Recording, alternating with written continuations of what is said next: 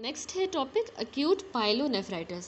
Acute pyelonephritis असल में एक कॉमन सुपरेटिव इन्फ्लामेशन होती है किडनी की और रीनल पेल्विस की, ठीक है। और ये क्यों होती है? बैक्टीरियल इन्फेक्शन की वजह से ये होता है, ठीक है। सुपरेटिव है, पस वाला इन्फेक्शन है, किडनी का भी रीनल पेल्विस का भी। अब इसमें जो इंपॉर्टेंट मैनिफेस्टेशंस होती है वो यूटीआई होता है पेशेंट को, जो कि इन्वॉल्व करता है लोअर यानी कि सिस्टाइटिस हो सकता है, प्रोस्टाइटिस या यूरिथ्राइटिस, या फिर ये अपर को भी इन्वॉल्व कर सकता है तो पाइलोनेफ्राइटिस, तो दोनों यूरिनरी ट्रैक्ट्स को या फिर ये इन्वॉल्व कर सकता है। तो जैसे कि हम देखेंगे कि ग्रेट मेजॉरिटी ऑफ जो केसेस होते हैं पाइलोनेफ्राइटिस के वो एसोसिएटेड होते हैं with infection of the lower urinary tract, जो कि बहुत ही कॉमन है। फॉर्चुनेटली मोस्ट जो इन्फेक्शन है लोअर यूरिनरी ट्रैक्ट के वो लोकलाइज्ड रहते हैं और वो किडनीज की तरफ स्प्रेड नहीं करते। तो अब अक्यूट पाइलोनेफ्राइटिस की पैथोजेनेसिस को समझने की कोशिश करें तो जो प्रिंसिपल कॉजेटिव ऑर्गेनिज्म होता है अक्यूट पाइलोनेफ्राइटिस में वो इंटेरिक ग्राम नेगेटिव बेसिलाई होता है, ठीक है। शर्षा कोलाई बहुत ही कॉमन है इसमें। बाकी ऑर्गेनिज्म में प्रोटियस, क्लेप्सेलिया, इंटेरोबैक्टर, सूडोमोनास, ठीक है, ये सारे आ जाते हैं। ये रिकरेंट इन्फेक्शंस के साथ एसोसिएटेड होते हैं, स्पेशली उन लोगों में जिनमें यूरिनरी ट्रैक की मैनिपुलेशंस हो रही हो या फिर जिनको कंजेनाइटल या एक्वायर्ड एनॉमलीज हो लोअर यूरिनरी ट्रैक की, ठीक है। अब स्टेफिलोकोकल और स्ट्रेप्टोकोकल फिकैलिस जो है ना ये भी पाइलोनेफ्राइटिस करवा सकता है, लेकिन ये अनकॉमन पैथोजेंस हैं इस सेटिंग में। बैक्टीरिया क्या करेगा, हमारी किडनीज की तरफ चला जाएगा लोअर यूरिनरी ट्रैक्ट से, तो इसको असेंडिंग इन्फेक्शन कहते हैं, या फिर ये ब्लड स्ट्रीम के थ्रू भी जा सकता है तो उसको हम हेमेटोजेनस इन्फेक्शन कहेंगे। अब ये फिगर है 14.12, इसमें हमारे पास पाथवे दिखाया गया है रीनल इन्फेक्शन का। देखिए हेमेटोजेनस जो इन्फेक्शन होता है ये बैक्टीरियमिक स्प्रेड की वजह से होता है। मोर कॉमन जो है असेंडिंग इन्फेक्शन जो है ये ज़्यादा कॉमन है, जो कि रिजल्ट करेगा जब यूरिनरी ब्लेडर का इन्फेक्शन हो, वेजिको यूरिट्रल रिफ्लक्स भी हो और इंट्रा रीनल रिफ्लक्स भी हो पेशेंट को, ठीक है। तो इन सारों का कॉम्बिनेशन जो है वो असेंडिंग इन्फेक्शन करवा देता है और ये ज़्यादा कॉमन है। और उसके बाद कह रहा है कि असेंडिंग इन्फेक्शन जो है ना हमारे लोअर यूरिनरी ट्रैक से ज़्यादा कॉमन है और ये फ्रीक्वेंट रूट है जिससे बैक्टीरिया हमारी किडनी तक जाता है। अडेजन बैक्टीरिया के हमारे म्यूकोजल सरफेसेस के साथ जो है ना ये फॉलो होता है बाय द कोलोनाइजेशन, यानी इसकी फिर कोलोनाइजेशन हो जाएगी डिस्टल यूरिथ्रा की। यानी कह रहा है कि पहले तो डिस्टल यूरिथ्रा की जो है वो कोलोनाइजेशन होती है बैक्टीरिया से, तो फिर वो जो है वहाँ से म्यूकोजल सरफेसेस की तरफ चला जाता है, ठीक है। और इंट्रोइटस की भी फीमेल्स में कोलोनाइजेशन हो जाएगी। जेनेटिकली डिटरमाइंड जो प्रॉपर्टीज़ होती हैं दोनों यूरोथीलियम की भी और बैक्टीरियल पैथोजेंस की, ये फैसिलिटेट करती हैं अडेजन यूरोथीलियल लाइनिंग के साथ। किसकी? बैक्टीरियल फिम्ब्रिया की। फिम्ब्रिया वो प्रोटीन्स होते हैं जो कि अटैच करेंगे अपने अटैच होंगे जाके रिसेप्टर्स के साथ जो हमारे यूरोथीलियल सेल्स के ऊपर रिसेप्टर्स मौजूद हैं, ठीक है, उनके साथ जाके ये बैक्टीरियल प्रोटीन्स अटैच करेंगी। अब ऑर्गेनिज्म जो है ना फिर रीच करेगा ब्लेडर की तरफ, ठीक है, ऊपर जाएगा ना, यूरिथ्रा से अब ब्लेडर की तरफ आ गया। कैसे? By the expensive growth of the colonies, उनकी ग्रोथ होगी और फिर वो फ्लो ऑफ द यूरिन के अगेंस्ट मूव करेंगी। अब ये ना यूरिथ्रल इंस्ट्रूमेंटेशन के दौरान भी हो सकता है जिसमें कैथेटराइजेशन आ जाता है और सिस्टोस्कोपी। तो यानी एक तो नीचे कॉलोनाइजेशन ज़्यादा हो गई है, फिर अगर या तो यूरिन के फ्लो के साथ या इंस्ट्रूमेंट वगैरह पास करने से वो कॉलोनीज ऊपर चली जाएंगी ब्लेडर की तरफ। अब अगर इंस्ट्रूमेंटेशन नहीं है, एब्सेंस है, तो उसमें जो यूटीआई है कॉमनली फीमेल्स को अफेक्ट करता है, उसमें फीमेल्स ज़्यादा अफेक्ट होती हैं। तो क्योंकि फीमेल्स में जो है ना क्लोज प्रॉक्सिमिटी होती है यूरिथ्रा की रेक्टम के साथ, तो इंटेरिक जो बैक्टीरिया होता है वो कोलोनाइज कर जाता है रेडिली फीमेल्स के अंदर, कर सकता है, ठीक है। अब फर्दर मोर शॉर्ट यूरिथ्रा होती है फीमेल्स की और ट्रॉमा यूरिथ्रा को ड्यूरिंग द सेक्सुअल इंटरकोर्स जो है फैसिलिटेट करता है एंट्री बैक्टीरिया की यूरिनरी ब्लेडर के अंदर। नॉर्मली ब्लेडर जो है हमारी यूरिन जो ब्लेडर है उसमें जो यूरिन है वो स्टेराइल होता है नॉर्मली। क्यों? क्योंकि उसमें कोई भी उसमें जो है बैक्टीरिया नहीं होता कोई भी, क्योंकि उसमें एंटी माइक्रोबियल प्रॉपर्टीज़ होती हैं ब्लेडर के म्यूकोजा में। और फ्लशिंग मैकेनिज्म भी मौजूद है जो कि periodic voiding of the urine के साथ एसोसिएटेड है, तो इसलिए उसमें कोई भी बैक्टीरिया नहीं होता। जब आउटफ्लो की ऑब्स्ट्रक्शन आ जाए, पेशेंट को हो जाए आउटफ्लो ऑब्स्ट्रक्शन या उसके ब्लेडर में डिसफंक्शन हो जाए, तो हाउएवर ये जो नेचुरल डिफेंस मैकेनिज्म है ना ब्लेडर का, ये ओवरवेल्म हो जाएगा और यूटीआई का स्टेज सेट हो जाएगा। अब स्टेसिस होगी, जाहिर सी बात है ऑब्स्ट्रक्शन है, स्टेसिस होगी तो बैक्टीरिया जो है ना वो ब्लेडर के अंदर इंट्रोड्यूस हो जाएगा और वहाँ पे मल्टीप्लाई हो जाएगा undisturbed without being flushed out और destroyed by the bacterial wall, ना ही उसको वॉल डिस्ट्रॉय करेगी, ना ही वो फ्लश हो पा रहा है। अब अकॉर्डिंगली यूटीआई जो है ये पार्टिकुलरली अमंग द पेशेंट्स होता है जिनको यूरिनरी ट्रैक की ऑब्स्ट्रक्शन हो, जैसे कि किस तरह के पेशेंट, जिनको बिनाइन प्रोस्टेटिक हाइपरप्लेजिया हो और यूट्राइन प्रोलैप्स हो, तो उनमें यूटीआई होता है। तो from the contaminated bladder urine bacteria जो है और ऊपर चला जाएगा यूरेटर्स की मदद से जाके रीनल पेल्विस तक और फिर रीनल पैरेन्काइमा तक चला जाएगा। अब फ्रीक्वेंटली यूटीआई जो है ना ऑल्सो ये बढ़ता जा रहा है डायबिटीज़ में, क्योंकि ना इसकी ज़्यादा ससेप्टिबिलिटी है इन्फेक्शन की और न्यूरोजेनिक ब्लेडर डिसफंक्शन की। ठीक है, इन्फेक्शन भी करवाता है और न्यूरोजेनिक ब्लेडर डिसफंक्शन जो कि प्री डिस्पोज करता है टू यूरिन स्टेसिस। डायबिटीज़ में इन्फेक्शन ज़्यादा होता है ना, और न्यूरोजेनिक ब्लेडर का डिसफंक्शन भी होता है, तो यूरिन स्टेसिस होगा तो बैक्टीरिया मल्टीप्लाई करेगा, मल्टीप्लाई होगा तो यूटीआई होगा। अब इंक्रीज इंसिडेंस यूटीआई का प्रेगनेंसी में भी होता है। ये क्यों एट्रीब्यूट है, इसमें भी स्ट्रेसेस होती है यूरिन की। क्यों? क्योंकि जो ब्लेडर है और उस पर ना प्रेशर पड़ रहा होता है, और यूट्रस का, क्योंकि यूट्रस में जो है यूट्रस ग्रो कर रहा होता है, उसमें बेबी है, तो उसका वो प्रेशर देगा ब्लेडर के ऊपर, तो स्टेसिस होगी और बैक्टीरिया मल्टीप्लाई होगा। अब आता है कि इनकॉम्पिटेंस वेजिको यूरिट्रल ओरिफाइस की। ठीक है, वेजिको यूरिट्रल ओरिफाइस की अगर इनकॉम्पिटेंस हो जाती है वेजिको यूरिट्रल रिफ्लक्स में, तो ये भी एक इम्पॉर्टेंट कॉज है असेंडिंग इन्फेक्शन का। अब इसकी डिटेल देख लेते हैं। देखिए रिफ्लक्स जो है ना ये अलाउ करेगा, देखिए ये यूरिटर्स है, ठीक है, और यहाँ पे ब्लेडर है, तो यहाँ पे क्या होता है कि यहाँ से जो ब्लेडर्स है यूरिन का रिफ्लक्स हो जाएगा यूरिटर्स की तरफ, तो ये रिफ्लक्स जो है अलाउ करेगा बैक्टीरिया को कि यूरिटर्स में असेंड कर जाए और पेल्विस तक चला जाए। अब ये वेजिको यूरिट्रल रिफ्लक्स 20% से 40% यंग बच्चों में मौजूद होता है यूटीआई के साथ, और ये ज़्यादातर ना कंजेनाइटल डिफेक्ट्स होता है असल में एक, जिसके नतीजे में इस यूरिट्रोविजाइकल वाल्व की जो है इनकॉम्पिटेंस हो जाती है। कंजेनाइटल एनोमली की वजह से यूरिट्रोविजाइकल वाल्व डिस्टर्ब हो जाता है। अब ये वेजिको यूरिट्रल रिफ्लक्स जो है ये एक्वायर्ड भी हो सकता है कुछ इंडिविजुअल्स में, ठीक है, कंजेनाइटल नहीं भी होता, किसी किसी में एक्वायर्ड भी होता है। जिनको फ्लैसिड ब्लेडर हो, फ्लैसिड ब्लेडर क्यों हुआ है उनको, या तो उनके स्पाइनल कॉर्ड की इंजरी हो गई है क्योंकि वहाँ से नर्व सप्लाई करती है ना, या फिर उनके ब्लेडर का डिसफंक्शन हुआ है सेकेंडरी टू द डायबिटीज़, ठीक है, तो ये एक्वायर्ड भी हो सकता है VUR।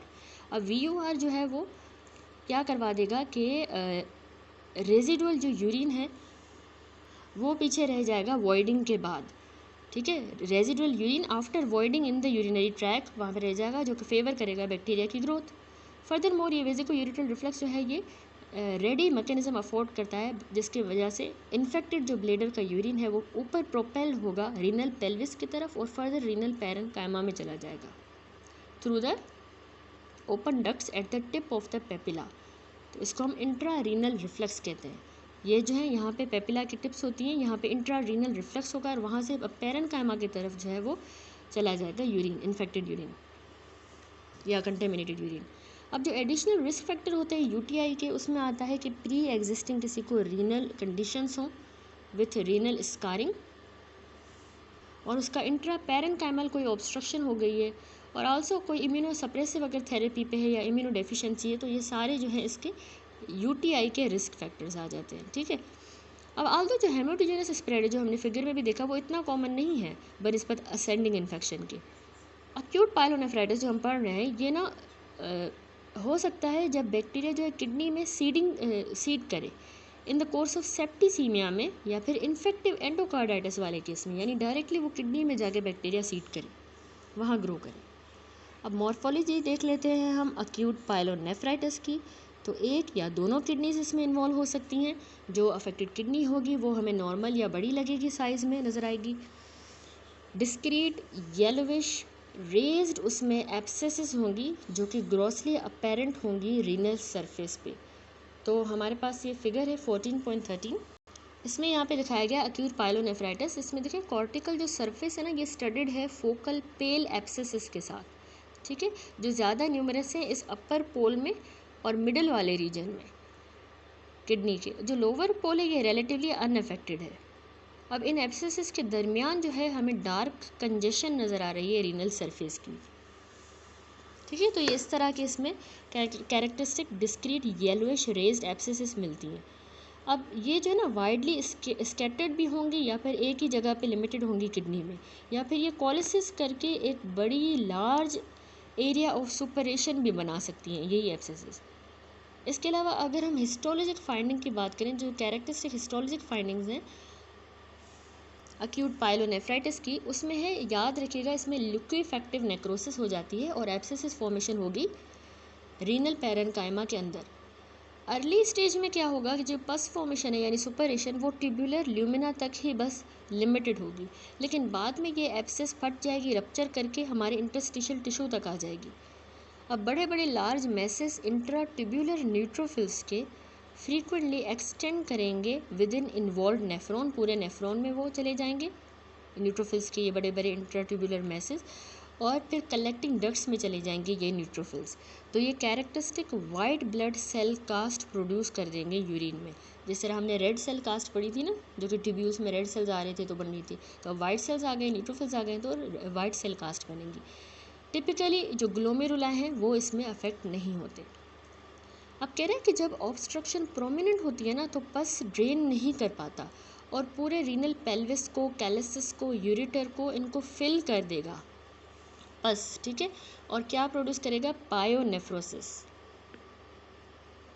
एक और दूसरी जो रेयर फॉर्म है पाइलोनेफ्राइटिस की, वो आपने याद रखनी है, पेपिलरी नेक्रोसिस है, जिसमें 3 प्री डिस्पोजिंग कंडीशन होती हैं, एक डायबिटीज़ होना, यूरिनरी ट्रैक की ऑब्स्ट्रक्शन और सिकल सेल अनीमिया, ये प्री डिस्पोज करती हैं पेपिलरी नेक्रोसिस की तरफ। अब इस लेजन में होता क्या है कि इस्कीमिक और सुपरेटिव नेक्रोसिस हो जाती है, जो कि रीनल पायरामिड्स होते हैं ना हमारे किडनी में, रीनल पायरामिड्स, उनके टिप्स की सुपरेटिव नेक्रोसिस होगी, पस वाली नेक्रोसिस, और इस्कीमिया हो जाएगी उन रीनल पेपिला की। तो इसमें जो पैथोग्नोमिक ग्रॉस फीचर है वो sharply defined grey white to yellow necrosis हो जाती है एपाइकल 2/3 ऑफ पायरामिड्स की, ठीक है, एपाइकल 2/3 ऑफ पायरामिड्स की इस तरह की ग्रे वाइट नेक्रोसिस हो जाएगी, ग्रे वाइट से येलो नेक्रोसिस। एक पेपिला या सेवरल पेपिला या सारे पेपिला इसमें अफेक्ट हो सकते हैं। उसमें माइक्रोस्कोपिकली हमें जो पेपिलरी टिप्स होती है ना, वो कोएगुलेटिव नेक्रोसिस शो करेगा, बहुत इंपॉर्टेंट, वहाँ लिक्विफेक्टिव था, अब ये कोएगुलेटिव नेक्रोसिस, और न्यूट्रोफिलिक इन्फिल्ट्रेट के साथ सराउंड हुआ होगा, ठीक है। प्रोस्टेट की इन्वॉल्वमेंट जो है वो अक्यूट या क्रोनिक प्रोस्टेटाइटिस करवा सकती है, पार्टिकुलरली ओल्डर मेल्स में जिनको बेनाइन प्रोस्टेटिक हाइपरप्लेजिया हो, PPH। That's it. अब अक्यूट पाइलोनेफ्राइटिस हमें कैसे क्लिनिकल फीचर्स के साथ प्रेजेंट करेंगे पेशेंट्स, वो देख लेते हैं हम। तो अक्यूट पाइलोनेफ्राइटिस ज़्यादातर ना प्री डिस्पोजिंग कंडीशंस के साथ एसोसिएटेड होता है, जो कि हम पहले ही डिस्कस कर चुके हैं पैथोजेनेटिक मैकेनिज्म्स में। तो फर्स्ट ईयर ऑफ लाइफ के बाद, जो कि एक एज है जिसमें कंजेनाइटल अनामलीज जो है मेल्स में कॉमनली एविडेंट होती हैं, तो फर्स्ट ईयर ऑफ लाइफ के बाद और तकरीबन 40 साल की उम्र तक जो इन्फेक्शन है ये ज़्यादा फ्रीक्वेंट है फीमेल्स के अंदर। तकरीबन 6% जो प्रेग्नेंट वुमेन है वो बैक्टीरियूरिया डेवलप करेंगी some time during the pregnancy, और 20 से 40% जो है इस तरह की इवेंचुअली डेवलप कर देंगे symptomatic urinary infection if not treated, यानी अगर बैक्टीरियूरिया को नहीं ट्रीट किया तो उनको सिम्टमेटिक यूरिनरी इन्फेक्शन हो जाएगा। जैसे जैसे उम्र बढ़ती जाती है तो मेल्स में इंसिडेंस बढ़ता जाता है, जैसा कि उनका प्रोस्टेटिक हाइपरप्लेजिया की डेवलपमेंट हो जाएगी, जो कि उनके यूरिनरी आउटफ्लो में ऑब्स्ट्रक्शन करवा देगा, तो इसलिए उनमें जो है इंसिडेंस बढ़ता है इस तरह की अक्यूट पाइलोनेफ्राइटिस का। उसके बाद कह रहे हैं कि जो ऑनसेट होता है ना अनकॉम्प्लिकेटेड अक्यूट पाइलोनेफ्राइटिस का, ये यूजुअली अचानक से हो जाता है। उसमें पेन होता है कोस्टोवर्टिब्रल एंगल में, आपने याद रखना है, कोस्टोवर्टिब्रल एंगल पे पेन होगा, ठीक है। ये कर्व ऑफ द रिब और स्पाइन के जो है ना दरमियान में ये एंगल बनता है, जिसको हम कोस्टोवर्टिब्रल एंगल कहते हैं। देखिए ये स्पाइन है और ये कर्व ऑफ द रिब है, ये एंगल बनता है, यहाँ पे पेन होगा, ये यहाँ पे किडनीज होती है ना, तो यहाँ पे जो है सडन पेन होता है। हम बात कर रहे हैं अनकॉम्प्लिकेटेड वाले केस की। और इसके अलावा सिस्टमिक एविडेंस मिलता है हमें इन्फेक्शन का, जैसे कि उसी पेशेंट को बुखार होगा, ठंड लग रही होगी, उसको चिल्स होंगे, नोशिया होगा, मलेज, और लोकलाइजिंग यूरिनरी ट्रैक के साइंस होंगे डिसयूरिया के, यानी पेनफुल यूरिन, फ्रीक्वेंसी होगी, अर्जेंसी होगी, ठीक है, UTI के ऐसे साइंस होंगे। ये है ऑनसेट अनकॉम्प्लिकेटेड अक्यूट पाइलोनेफ्राइटिस का। अब यूरिन जो है इस तरह के पेशेंट्स में हमें टर्बिड मिलता है, क्यों, क्योंकि उसमें पस मौजूद है, पाईयूरिया हो गई है, ठीक है। अब डिजीज़ जो है ये यूनिलेटरल होती है और अफेक्टेड इंडिविजुअल्स जो है उनको रीनल फेलियर नहीं होता, इन द केसेस जिनमें प्री डिस्पोजिंग फैक्टर्स मौजूद होते हैं तो ये डिजीज़ जो है ना रिकरेंट हो जाएगी और क्रोनिक हो जाएगी, और वो ज़्यादा है कि मतलब लाइकली कि वो बायलेटरल हो जाए। फिर पेपिलरी नेक्रोसिस जो हमने कहा कि डेवलप हो जाती है, इसकी एसोसिएशन अगर हो गई हमें, ये अगर मतलब इसमें हो गई तो वो पुअर प्रोग्नोसिस के साथ एसोसिएटेड होगी। दैट्स इट, ये हमने कर लिया अक्यूट पायलोनेफ्राइटिस। पायलोनेफ्राइटिस देखा है तो पेथोमा से भी देख लेते हैं कि ये इन्फेक्शन ऑफ किडनी होता है, और ये ज़्यादातर ना असेंडिंग इन्फेक्शन की वजह से होता है। इसमें वेजिको यूरिट्रल रिफ्लेक्स जो होगा अगर पेशेंट को, तो उसका रिस्क बढ़ जाता है पायलोनेफ्राइटिस का। इसमें पेशेंट को फीवर होता है, फ्लैंक पेन इसीलिए हो रहा है क्योंकि ना उसका जो कैप्सूल है ना उसकी किडनी का, वो सेंसिटाइज हो गया है इन्फ्लामेशन वगैरह की वजह से। नर्व्स जो है ना कैप्सूल ऑफ द किडनी में, वो सेंसिटाइज हो गई हैं इन्फ्लामेशन की वजह से, तो फ्लैंक पेन होगा। इसके अलावा WBC कास्ट मिलती है, हमने देखा न्यूट्रोफिल्स चले जाते हैं तो उस वजह से, और ल्यूकोसाइटोसिस होगा। ठीक है, अब देखिए ना ये इन्फेक्शन जा रहा है ट्यूब्यूल्स के थ्रू, असेंड करेगा तो यहाँ पे इन्फ्लामेटरी सेल्स भी आएंगे तो उनकी कास्ट बन जाएगी, WBC कास्ट हमें मिलती है पायलोनेफ्राइटिस में। इसके अलावा ल्यूकोसाइटोसिस हमें मिलता है in addition to the symptoms of cystitis, जो ब्लेडर की इन्फ्लामेशन होगी। तो कॉमन पैथोजेंस कौन से इन्वॉल्व है? इकोलाई, क्लेप्सिलिया स्पीशीज और एंटेरोकोकस फीकैलिस। ज़्यादातर इकोलाई इन्वॉल्व होता है। इरफान मसूद से भी ट्यूब्यूलर एंड इंटरस्टिशियल डिजीज देखेंगे तो सबसे पहले अभी हमने देखी है पायलोनेफ्राइटिस में भी अक्यूट पायलोनेफ्राइटिस। तो ये अक्यूट इन्फ्लामेशन होती है ट्यूब्यूल्स की भी और इंटरस्टिशियम की। तो ये क्यों होती है? जब ये ना दो रूट्स के थ्रू होती है। एक असेंडिंग रूट है जो ई कोलाई में ज़्यादा कॉमन है, प्रोटियस और एंटेरोबैक्टर भी। दूसरा हेमेटोजेनस रूट में स्टेफिलोकोकस ओरियस और ई कोलाई जो है रिस्पॉन्सिबल है। इसके ना रिस्क फैक्टर हैं, यूटीआई इसका रिस्क फैक्टर है, फीमेल्स क्योंकि उनको शॉर्ट यूरिथ्रा होती है, pregnancy, diabetes mellitus, immunosuppression, instrumentation, vesico ureteral reflux जिसमें इनकॉम्पिटेंट वेजिको यूरिट्रल वाल्व होता है जो कि बैक्टीरिया को अलाउ करेगा कि वो असेंड कर जाए यूरिटर से इनटू द रीनल पेल्विस में। अब इसके क्लिनिकल फीचर ऐसे होते हैं कि पेशेंट को कोस्टोवर्टेब्रल पेन होगा, साथ में उसको फीवर भी होगा, डिसयूरिया, फ्रीक्वेंसी, अर्जेंसी, ल्यूकोसाइट के कास्ट यानी पस की कास्ट हमें मिलेंगी यूरिन में, और डायग्नोसिस हम इसकी करते हैं क्वांटिटेटिव यूरिन कल्चर की मदद से। ये असल में यूटीआईज के लिए गोल्ड स्टैंडर्ड टेस्ट होता है, क्वांटिटेटिव यूरिन कल्चर। इससे ओरिजिनल सैंपल में कितने नंबर ऑफ बैक्टीरिया प्रेजेंट है उसका आइडिया होता है। ठीक है, तो ये आपने याद रखना है, क्वांटिटेटिव यूरिन कल्चर करेंगे। अब मॉर्फोलॉजी इस तरह है अक्यूट पायलोनेफ्राइटिस की कि हमें इसमें इंटरस्टिशियल सुपरेटिव इन्फ्लामेशन तो मिलेगी इंटरस्टिशियम की, लेकिन वो पैची होगी, कहीं नहीं होगी। ट्यूब्यूल्स के अंदर हमें न्यूट्रोफिल्स के एग्रीगेट्स मिलेंगे और ट्यूब्यूलर नेक्रोसिस भी हो जाएगी। ज़्यादातर ये हमारे अपर और lower pole of the kidney को इन्वॉल्व करती है ये डिज़ीज़, इंट्रारीनल रिफ्लेक्स की वजह से। ठीक है, ग्लोमेरुला जो है इसमें रेजिस्टेंट होंगे टू इन्फेक्शन, उनको कोई भी इफेक्ट नहीं पड़ेगा। कॉम्प्लिकेशंस क्या हैं? ये अक्यूट पायलोनेफ्राइटिस पायोनेफ्रोसिस करवा सकती है। ये सीरियस कंडीशन है जिसमें पस जो है ना रीनल कलेक्टिंग सिस्टम में एक्यूमुलेट कर जाता है, तो उसको हम पायोनेफ्रोसिस कहते हैं। पस जो है वो ड्रेन नहीं हो पाएगा और किडनी जो है ना एक बैग ऑफ पस बन जाती है इसमें। इसके अलावा दूसरी कॉम्प्लिकेशन होती है पेरीनेफ्रिक एब्सेस। इसमें क्या होता है कि जो कैप्सूल होता है ना हमारा, जो पेरीनेफ्रिक स्पेस नहीं होती जो किडनीज को सराउंड करती है, ठीक है, पेरीनेफ्रिक स्पेस कह सकते हैं, रीनल पैरेन्काइमा, वहाँ पे पस एक्यूमुलेट कर जाता है, उसको पेरीनेफ्रिक एब्सेस कहेंगे। इसके अलावा कॉम्प्लिकेशन है पायलोनेफ्रिटिक स्कार। ये इन्फ्लेमेशन और स्कारिंग है जो कि रिकरेंट यूटीआईज की वजह से और अक्यूट पायलोनेफ्राइटिस की वजह से होता है। ठीक है, देन इसके अलावा इसमें कॉम्प्लिकेशन है एक पेपिलरी नेक्रोसिस का हो जाना, जो कि हमने बेसिक में भी देखा। तो ये डायबिटिक्स में ज़्यादातर देखी गई है या उनमें जिनको यूरिनरी ट्रैक की ऑब्स्ट्रक्शन हो। इसमें हमें पेपिलरी नेक्रोसिस में माइक्रोस्कोपी में हमने पढ़ा कि कोएगुलेटिव नेक्रोसिस मिलती है नेक्रोटिक टिश्यू की, और ट्यूब्यूल्स की जो आउटलाइंस है वो बिल्कुल प्रिजर्व्ड होती हैं। That's it. वापस आ जाएं अब बेसिक में देखें chronic pyelonephritis and reflex nephropathy. तो क्रोनिक पायलोनेफ्राइटिस एक क्लिनिकोपैथोलॉजिक एंटिटी है इन विच इंटरस्टिशियल इन्फ्लामेशन होगी और स्कारिंग होगी हमारे रीनल पैरेन्काइमा की। ठीक है, इंटरस्टिशियल इन्फ्लामेशन और स्कारिंग होगी रीनल पैरेन्काइमा की, जो कि एसोसिएटेड होगा, हमें ग्रॉसली विजिबल स्कारिंग नज़र भी आएगी। और पेल्विक कैलेशियल सिस्टम जो होता है ना, यूटीआई वाले पेशेंट्स जिनको हिस्ट्री हो यूटीआई की, उस तरह के पेशेंट्स के पेल्विक कैलेशियल सिस्टम में हमें डिफॉर्मिटी मिलेगी और ग्रॉसली स्कारिंग भी मिलेगी। ठीक है, तो ये क्रोनिक पायलोनेफ्राइटिस है एंड रिफ्लेक्स नेफ्रोपैथी। तो जो क्रोनिक पायलोनेफ्राइटिस है ये इंपॉर्टेंट कॉज होता है क्रोनिक किडनी डिजीज़ का, और हमने इसको डिवाइड किया है दो फॉर्म्स में, chronic obstructive pyelonephritis and chronic reflux associated pyelonephritis. तो सबसे पहला क्रोनिक ऑब्स्ट्रक्टिव पायलोनेफ्राइटिस की बात करें तो जैसे कि ऑब्स्ट्रक्शन जो है वो हमारी किडनी को प्री डिस्पोज कर देगी कि वहाँ पे इन्फेक्शन हो जाए जब भी ऑब्स्ट्रक्शन होगी।